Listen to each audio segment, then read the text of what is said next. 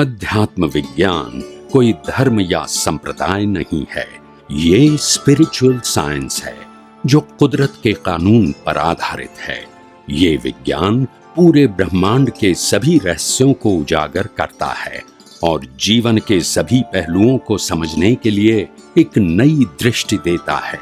इसी को art of vision कहते हैं, दुनिया को देखने की एक नई दृष्टि, जो अध्यात्म विज्ञानी परम पूज्य स्वामी श्री कमलेशानंद जी के निर्देशन में सनातन सत्य का अनुसंधान कर हमारे जीवन को प्रकाशित करे। जय सच्चिदानंद।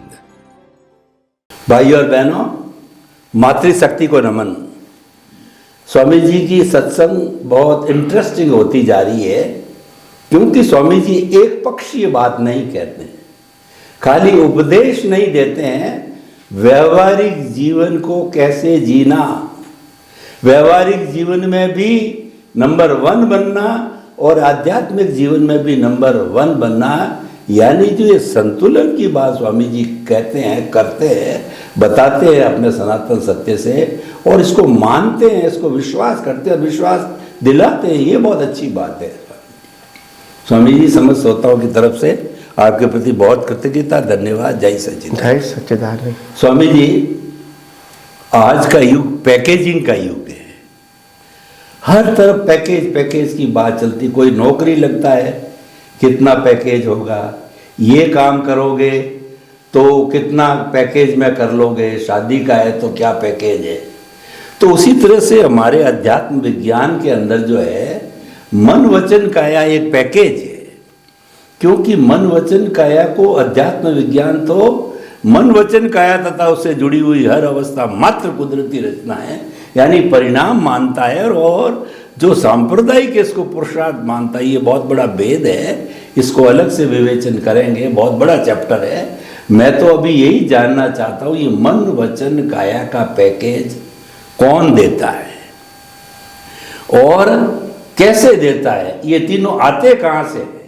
हर प्राणी के पास में तीनों ही बड़े टूल है, इसी से सारे काम करता है। तो ये पैकेज क्या है, कहाँ से आता है, कौन देता है, कैसे चलता है, तो सारा कृपया इसका एक पूरा पैकेज का आप विवेचन कीजिए। प्रश्न के लिए धन्यवाद। देखो, हमारा जो ये जीवन है मन वचन काया से चलता है, वो जीवन कुदरत ने दिया हुआ पैकेज है। ये पैकेज कुदरत ने इसीलिए दिया क्योंकि कर्मों के भुगतान के लिए, और भुगतान के लिए पैकेज दिया है, तो जहाँ तक भुगतान रहेगी वहाँ तक पैकेज रहेगा। सफरिंग। तो कहने का मतलब ये है, ये पैकेज कुदरत इसीलिए देता है ताकि आपको इसी प्रकार की सफरिंग करना है जीवन में पाप पुण्य के माध्यम से, और जहाँ तक आपका कर्मों का पैकेज है वहाँ तक लाइफ आपकी सलामत रहेगी। तो इस प्रकार से ये जो पैकेज का हिस्सा है, शरीर के रूप में या अवस्था के रूप में, कर्म फल के रूप में, ये जो पैकेज है वो पैकेज कर्म फल स्वरूप है। क्या है? कर्म फल स्वरूप। ये पैकेज आत्मा का हिस्सा नहीं।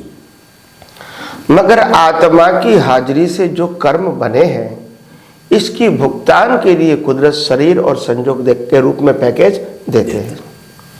मगर एक बात जरूर ध्यान रखो कि पैकेज का मतलब होता है प्राप्त होना और कंज्यूम होना। पैकेज कैरी फॉरवर्ड नहीं होता है, नहीं होता। प्राप्त होना और कंज्यूम। जैसे हमको पगार मिलता है, यूज हो जाता है, सेविंग नहीं होती, उसमें बचत होती है, तो आगे जाके यूज करोगे। मगर लास्ट में जो सेविंग होगा, आप इसको कैरी ऑन नहीं कर सकते हैं। तो जो भी पैकेज है वो इस अवतार के लिए ही है। तो इसीलिए पैकेज का मतलब होता है आपका फिक्स लाइफ का प्रोग्राम, हिसाब। हाँ, वो प्रोग्राम आपका फिक्स हो गया है और इसी के मुताबिक आपका मन, वचन, काया का जीवन चलता है। और इम्पोर्टेंट बात यह है हमारे साइंटिस्टों के लिए कि ये जो पैकेज निकल रहा है इसके सिर्फ हम ऑब्जर्वर हैं, सफरर नहीं है। सफरर तो प्रकृति है, हम ऑब्जर्वर हैं। और ऑब्जर्वर और सफरर दोनों हमेशा अलग अलग होते हैं और कैटालिस्ट भी अलग है। तो जहां तक आप पैकेज के ऑब्जर्वर हैं वहां तक पैकेज की कोई इफेक्ट ऑब्जर्वर को नहीं होती है। मगर जब पैकेज के ऑब्जर्वर न होने के नाते आप पैकेज के साथ ही जुड़ जाते हैं मालिकी भाव, कर्ता भाव और भोक्ता भाव से, तब आपको पैकेज नहीं लगता है, लगता है पैकेज ही मेरा जीवन है। क्या लगता है? जीवन है। हालांकि पैकेज जीवन नहीं है, मेरा पैकेज है पैकेज से मुक्त रहना। क्या है? मुक्त रहना। ये मेरा जीवन है और आज मेरी जो डिजाइन है उसी के मुताबिक बीज डालना वास्तव में ये मेरा जीवन है। और ये जो बाहर दिखता है पैकेज रूप में वो तो मरण है, मगर मरण को जीवन लगता है, ये सबसे बड़ी अज्ञानता है। अज्ञानता। तो पैकेज को कभी जीवन इसीलिए नहीं बोला जाता है क्योंकि वो फिक्स हो गया है। अगर फिक्स हो गया है तो वो जीवन नहीं है, वो मैकेनिकल है, मैकेनिकल प्रोग्राम। और आज दुनिया में लोग फंसे हैं मैकेनिकल प्रोग्राम में। किसमें फंसे हैं? मैकेनिकल प्रोग्राम में। तो इसीलिए हमने कहा कि ये मैकेनिकल जो प्रोग्राम है वो प्रोग्राम अगर हम ऑब्जर्वर के फॉर्म में, ऑब्जर्वेशन के फॉर्म में उसको देखते जानते हैं, यही हमारी सबसे बड़ी ताकत है कि हम मैकेनिकल प्रोसेस को देख जान सकते हैं। ज्यादातर लोग अज्ञानता के वश ऐसे मैकेनिकल प्रोसेस में जुड़ जाते हैं और उसका ज्ञान दर्शन भी मैकेनिकल हो जाता है। तो ज्ञान दर्शन मैकेनिकल नहीं होना चाहिए, लाइव होना चाहिए। और इतना संशोधन करो कि ज्ञान दर्शन ही ऐसी चीज है जो रियल पावर है। सत्ता, संपत्ति, संबंध और साधन न कभी रियल पावर था, न कभी रियल पावर है, न कभी रियल पावर रहेगा। वो अवस्था के रूप में ही काम करके खत्म हो जाएगा। हम अवस्था को अवस्था के रूप में देख रहे हैं, चाहे स्थूल, सूक्ष्म और कारण। ये हमारा ज्ञान दर्शन है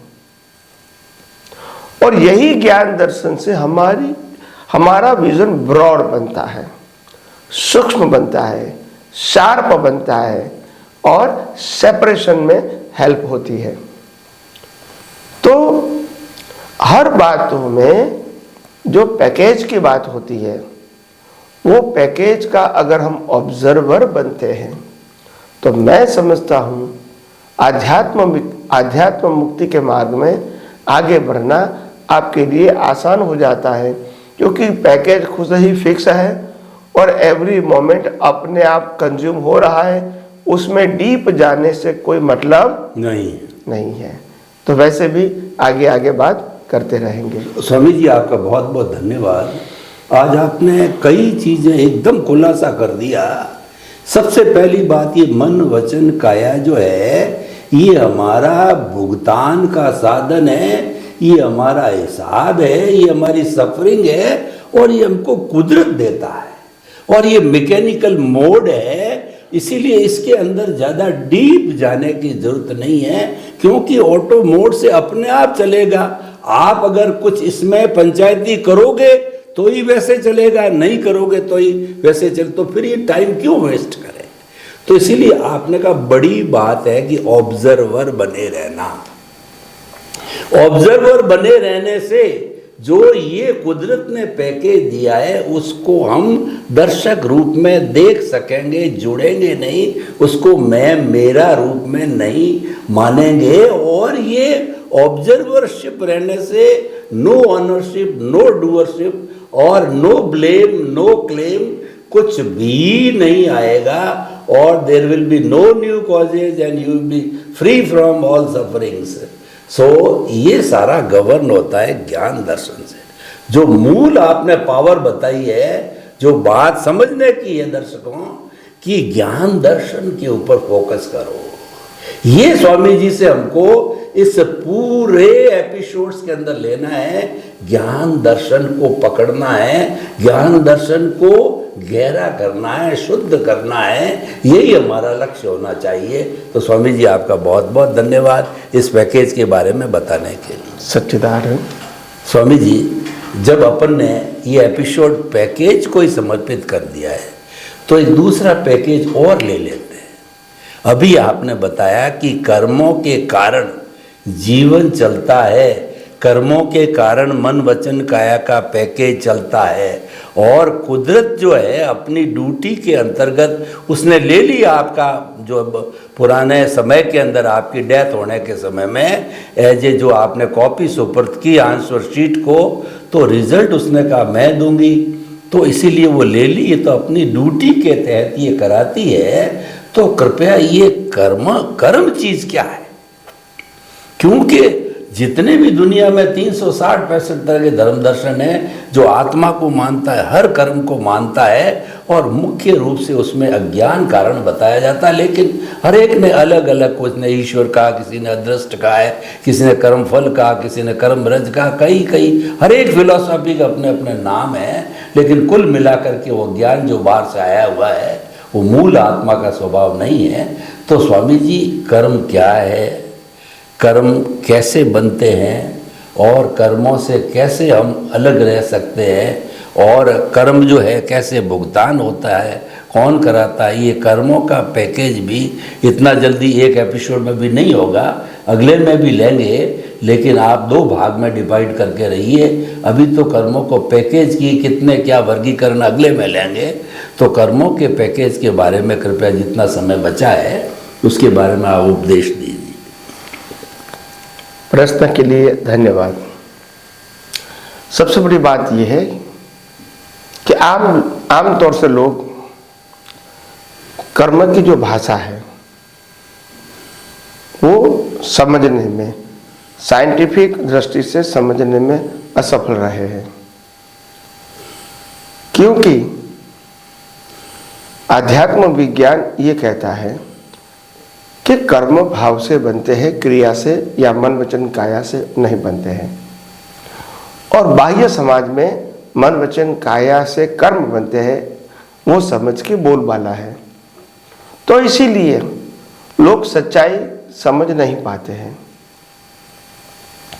ये बात जरूरी है कि व्यवहार जगत में मन वचन काया की कीमत तो होनी चाहिए, नहीं तो व्यवहार चलेगा नहीं। मगर व्यवहार और निश्चय दोनों हमेशा अलग होने चाहिए। व्यवहार में जो जरूरी है वो होना ही चाहिए, और निश्चय में जो होना जरूरी है वो भी होना चाहिए। तो निश्चय तो ज्ञान दर्शन सम्यक है, उनकी दृष्टि के रूप में है, और व्यवहार तो तुम्हारा संजोगों के अधीन है। जब संजोगों के अधीन जो व्यवहार होता है वो व्यवहार की बोलबाला जगत में होती है, क्योंकि वही आपकी पहचान है। परंतु ये जो व्यवहार है वो व्यवहार हम जिस प्रकार से करते हैं उस प्रकार में हम अगर जान जाते हैं कि ये व्यवहार हो रहा है, कर रहे नहीं है, तो फिर वो व्यवहार का बोझा नहीं होता है। व्यवहार तो व्यवहार ही है, मगर बोझा नहीं होता है। और इसीलिए जो व्यवहार के अंदर बोझा नहीं है वो व्यवहार सच्चा व्यवहार है। जो व्यवहार में बोझा है वो व्यवहार कर्ता पद, भोक्ता पद और मालिकी भाव का है। वो आपकी दृष्टि में अज्ञानता के कारण ये कर्ता भोक्ता और मालिकी पद होता है। तो मैं समझता हूँ व्यवहार निश्चय दोनों ही है, मगर व्यवहार हमको जब अपने आप मैकेनिकल प्रोसेस से खत्म हो रहा है, इसके लिए ज़्यादा सोचने की, तनाव करने की जरूरत नहीं है। भीख और भय की भी जरूरत नहीं है, क्योंकि जिस प्रकार की भुगतान रहेगी उसी प्रकार की शक्ति देना ये कुदरत का काम है। अगर आपको 5 करोड़ का नुकसान होना है पाप के उदय से, तो पहले 5 करोड़ रुपया कुदरत को आपको देना पड़ेगा, बाद में जाएगा। तो पैकेज में हमारी कोई जिम्मेदारी होती ही भी नहीं है। भाई मैं पढ़ा लिखा हूँ इसीलिए मेरे को पैसा मिलेगा, भाई मैं मेहनत करता हूँ इसीलिए पैसा मिलेगा, भाई मेरे पास बुद्धि बहुत है इसीलिए पैसा मिलेगा, जरूरी नहीं है। मेरा पुण्य है तो पैसा मेरे को कैसा मिलना चाहिए वो कुदरत का काम है। उसको हमारा विषय नहीं मानना, विषय नहीं, मेरा विषय नहीं है। जैसे अगर मेरा पुण्य है मगर मेरे पास पढ़ाई नहीं है, मेरे पास कोई स्पेशल आवड़त नहीं है, स्पेशल डिग्री नहीं है, स्पेशल काम भी नहीं है, फिर भी मेरा पुण्य है, तो कुदरत मेरे को लॉटरी से भी पैसा दिलवाएगी। और ये भी नहीं है तो मेरे पास जो मकान है वो मकान की कीमत अपने आप 25 टाइम बढ़ जाएगी, तो मेरे को तो पैसा मिल गया। तो पैसा मिलना वो कोई एक संजोग नहीं है। आपकी क्रेडिट होगी तो कुदरत को कोई भी संजोग से देना पड़ेगा, और आपकी डेबिट होगी कुदरत कोई भी संजोग से ले लेंगी। इसमें आप फिजिकल लेंगे वो जरूरी, ट्रांजैक्शन करेंगे वो जरूरी नहीं है। चोरी से ले लेगी, बीमारी से ले लेगी, कोई भी, वो भी चोरी से ले लेगी, बीमारी से ले लेगी, किसी को देंगे वो वापस नहीं देंगे, ऐसे भी ले लेंगी। और आपकी जो इन्वेस्टमेंट है उसकी कीमत 100 से 20% हो गई तो भी कुदरत ने ले लिया आपके पास, घाटा लग गया। तो कहने का मतलब ये देने लेने का काम कुदरत का है, आपके पाप पुण्य के कर्म के हिसाब से।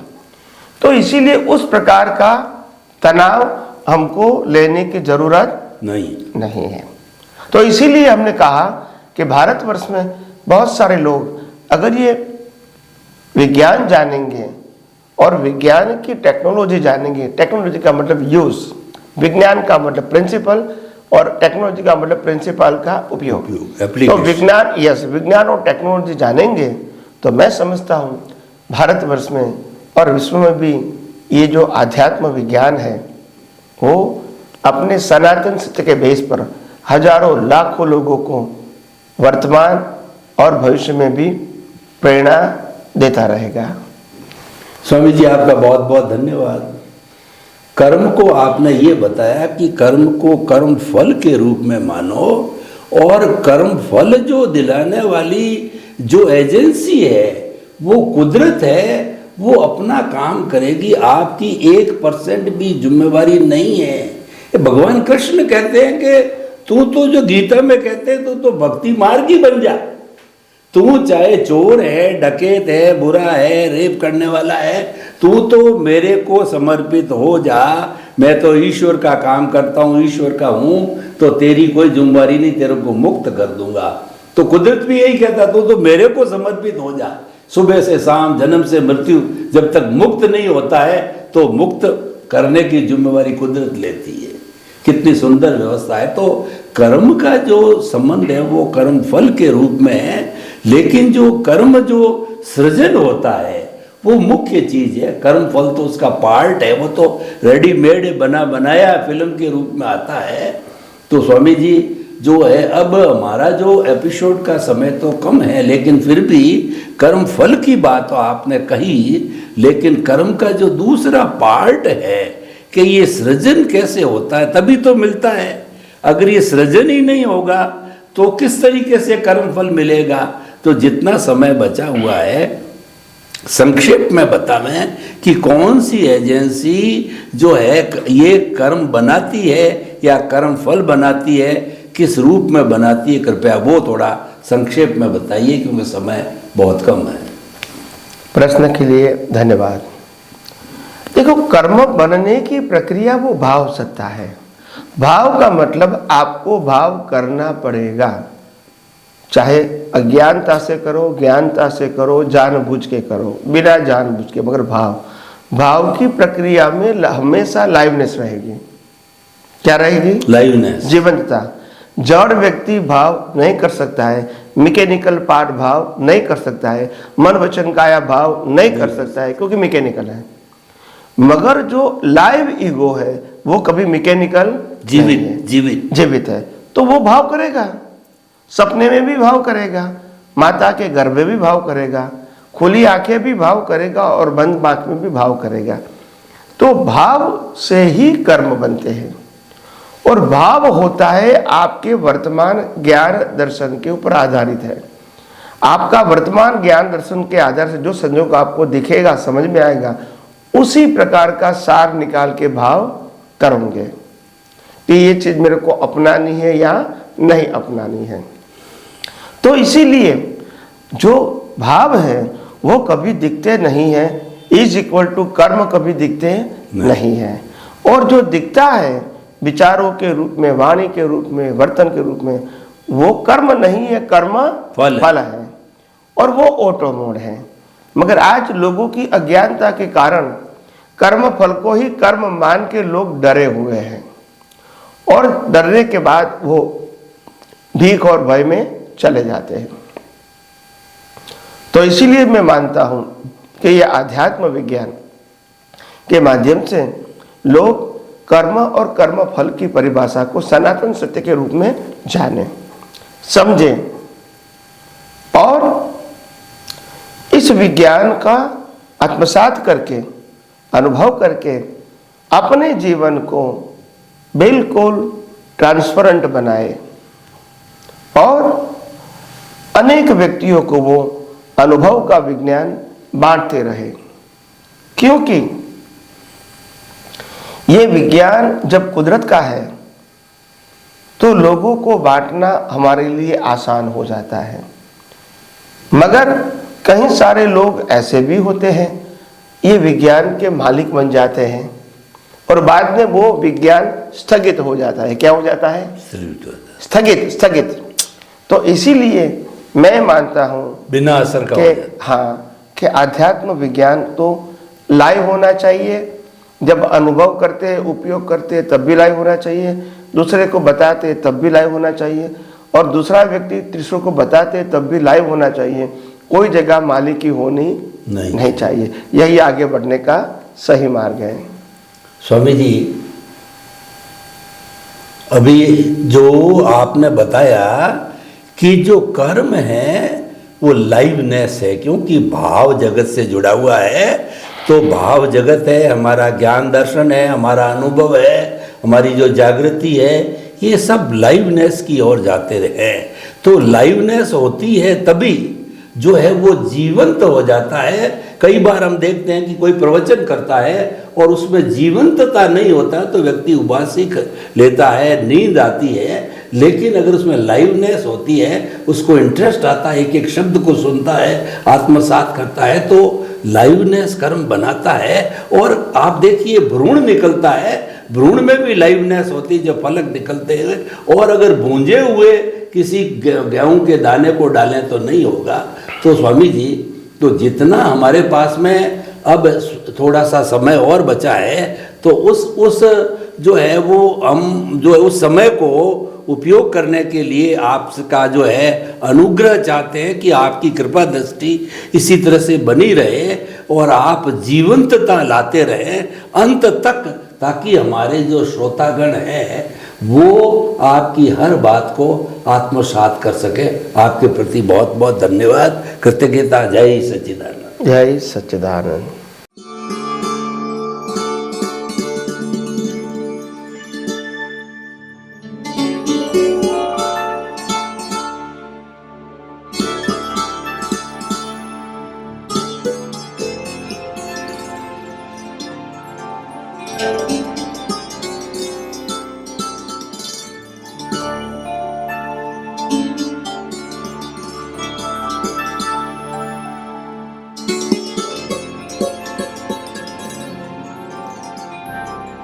है।